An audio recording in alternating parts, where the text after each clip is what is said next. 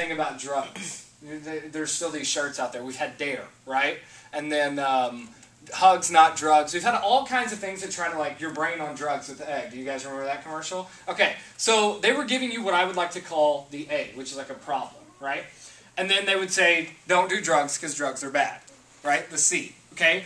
But in that equation, what does the commercial or your parents or the teacher or the school leave out? If the A is the problem and C is the solution, what are they leaving out? How to get to it. Thank you. Yeah, how to get to the solution, or the B, right?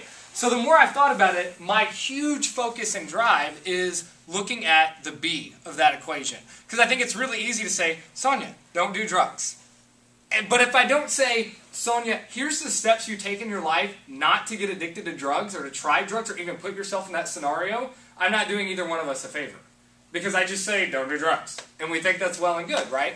So for me, I think it's really important to look at the issue of what the B is, okay? And I think we can do that biblically, and I also think we can do that by just like talking it out. A little bit about me. I don't know how much I've ever told you guys about my life. You won't know anything about my life, which I love because you can give me good feedback. But when I was growing up, my parents were divorced when I was very young, probably 3 or 4, something to that effect. And so my mom worked probably 3 jobs to keep us like right at the poverty line. And my brother and I would grow up in a trailer park in a small town. And then we didn't really see my dad a lot. But that's how I knew about the church, is because my dad lives right down the road from here.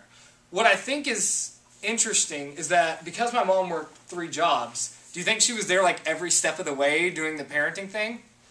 No, God bless her. She had to put food on the table so we could eat, so we could get through that part of the day, right?